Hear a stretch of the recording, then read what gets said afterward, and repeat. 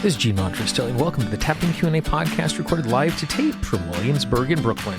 This is episode 533, originally aired June 1st, 2022. Hi everyone, I hope this finds you well wherever you are and whatever time of day you get a chance to listen to this. Thanks for spending some time with me today.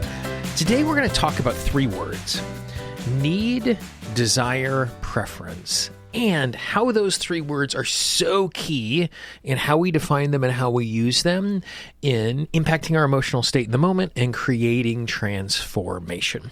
Before we do that, two quick announcements. Number one, we have a free 10-part guide on how you can use tapping to help to eliminate self-sabotage. To get that free guide, all you need to do is go to tappingqa.com, click on that big blue button in the upper right-hand corner. If you happen to be listening to this right now on the website, up in that right-hand corner, you'll see a big blue button there as well.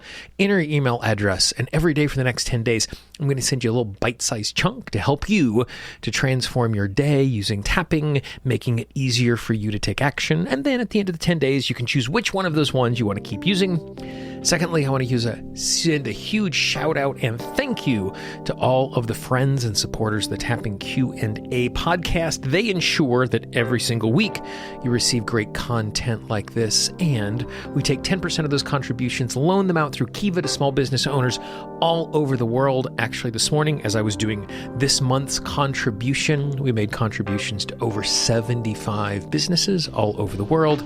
And the cool thing is when the money is paid back, we're able to re-loan it out again and again and again. And so that we're able to make a larger impact over a long period of time to support the podcast, to receive some amazing gifts, and to be able to help small business owners all over the world. All you need to do is go to tappingqa.com/support. And once again, a huge thank you to all of our supporters from all over the world. I am a really stickler for paying attention to the words that my clients use. And the reason why I pay attention to the words my clients use, particularly when they're talking about their issues, is we emotionally respond to the world not as it is, but as we describe it. Because even though we're encountering the day, we're constantly interpreting what is going on. We're giving value to our experience. You know, on a Saturday, a hot sunny day in here in New York is great because it's a chance to go sit in the park, do some reading. And on a Tuesday night, when you're going to meet friends for drinks and you have to get on the subway, it's significantly less desirable because it's gross. And so the same day, the same weather, depending on the day and depending on the time and depending on the context, I might think is great or I might think is a real burden. And so this interpretation shows up in the vocabulary that we use. The example I always use is if someone says, "Oh, everybody at work hates me." Now, if you are working under the impression that everybody at work hates you, when you walk in the door, you're going to have your dukes up and you're going to be ready for a fight because of that particular impression that you have of what is in front of you. And more than likely, you might have people at work you don't get along with. There might even be people at work who hate you, but it is probably unlikely that everybody hates you. But if you say everybody at work hates me, then every person you interact with at work, you're going to have that emotional guard up because you're perceiving an attack. And so that's the reason why I pay such close attention to the words that people use, because it's less about what is going on and it's more about the way we describe things. And a couple of words have come up over the course of the last couple of weeks, and whenever I start to see a pattern or a trend, it means that it's something that we all might benefit from thinking about. And the word that came up in a client section was the word need. And I can't even remember what we were talking about, but it was this sense of more than just necessity. It was something that felt good. It felt fun. It felt like they were living their calling. They needed to have this happen. And when I need something, then I'm going to respond when I don't have it in a really dramatic way. Because oftentimes when we're thinking about needs, we're thinking in terms of Maslow's hierarchy of needs. I need shelter. I need food. I need clean water. I need air. I need safety. And when one of those needs aren't being met, our system starts to hyper function and use every tool that we have to try and solve that problem. Because if I don't have something to eat, or if I don't have a safe place to stay, then there's real peril, there's real danger. And so I'm super emotionally charged and super emotionally engaged in this particular moment. Now, if I say I need chocolate, the same emotional response fires off internally. And when that need is not being met, it feels really, really bad, because need implies, on some level, the sense of emotional life and death.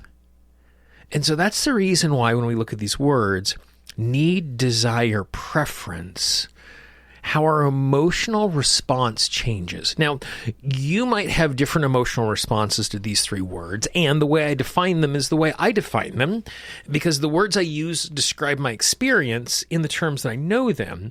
So as I talk about these three words, I'm going to talk about how they emotionally resonate with me. You might have different emotional resonances with these words, and so you just need to look interior and see what are the words that you use to describe these three different scenarios. So again, need, desire, preference. So need is, again, this idea of something I must have. And when an I must have is not being met, then I feel like I'm in danger. Desire is a sense of longing that is more than need, is less than need, but is more than a preference. Because when I desire something, I desperately want it. I desire to have this thing. And it's okay to need things. It's okay to desire things. It's okay to have a preference for something, but we want to make sure we're applying the right one. And so oftentimes when I'm thinking about the work I want to be doing, simply shifting from I need to be doing this work to I have this strong desire to do this work. Instantly, when I'm not having that fulfilled, my emotion is a little less strong when I desire to have it. Now, I'm still disappointed. I'm still pushing. There's still motivation to those sorts of things. But what it does is it puts me in a position where it doesn't feel as life and death as I'm struggling with that particular thing. And so the moment I go from, I don't actually need this, but I have a really strong desire for it, my emotion towards that changes just a little bit. And then preference, for me, preference is a statement of this is what I would like to have happen, and if it doesn't happen that way, it's okay. My preference is we go to a place that has healthy options on the menu. My preference is we meet at 9:30 tomorrow morning. My preference is I would like to sit next to you so I can put my arm around you. So those are statements of things that I would like to have happen. But oftentimes when I'm speaking about preference, there's an issue of consent that is also connected to it. I'm saying, this is what I would like to have happen. And you can also see when someone is talking to us, how we emotionally respond to their request as a need, a desire, or a preference. And it's really interesting that when I use preference language, my preference would be, when I'm talking to another person, I'm not even thinking about my own self, they hear that in a really different way. Because a need sounds like a demand. A desire sounds like, I'm really going to fight for this. A preference is, I'm open to a conversation. And so when I'm using these words, not only does it impact me dramatically emotionally, but it also can impact the person around me.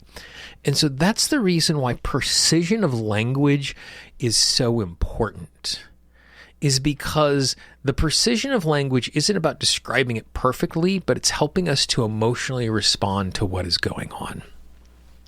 So the next time you find yourself in a situation where you have something that you would like to change, or you have something you'd like to let go of, or you have something you'd like to add into your life, is it a need? Is it a desire? Or is it a preference? And it doesn't diminish the amount of effort that we're going to put in to achieve and have what we want. But for me, I respond in really different ways emotionally when I describe it as a need, as a desire, or as a preference. And the goal always, for me, is to have a proportionate, well-informed emotional response. So it's okay for me to need something. I need food right now because I'm really, really hungry. Like, needs are okay. We just want to make sure that needs are being describing the right thing. I don't need to go on a date tonight.